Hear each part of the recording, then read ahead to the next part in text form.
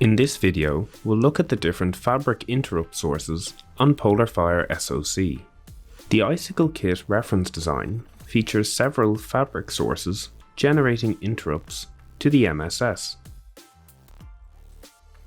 Most of these interrupts are the outputs of OR gates, which are ORing two signals together in the fabric to produce an interrupt output.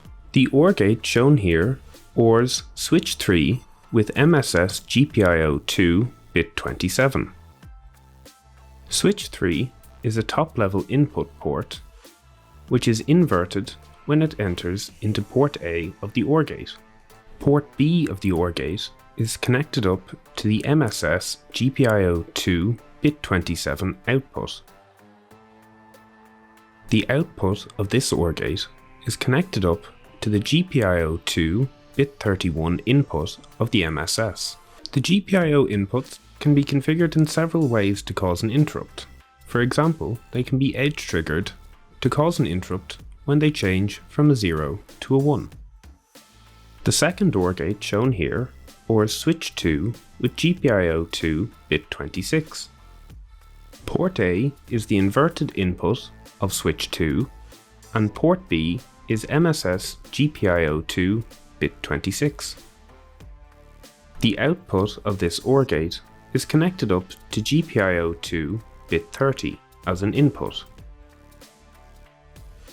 The third OR gate is switch 1 as input A and inverted, with GPIO2 bit 28 driving input B.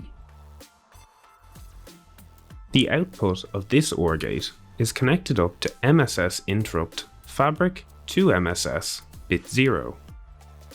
This can be used to directly trigger an interrupt on the PLC, as opposed to configuring a GPIO input as an interrupt.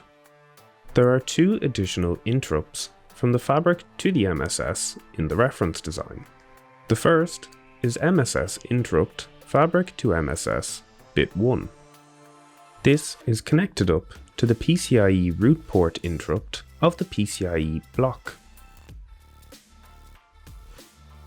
The second interrupt is MSS interrupt fabric to MSS bit 2. This is connected up to the interrupt output of the fabric DMA controller in the design. There are also interrupts available from the MSS to the fabric, and these can be seen in the Icicle kit reference design as well.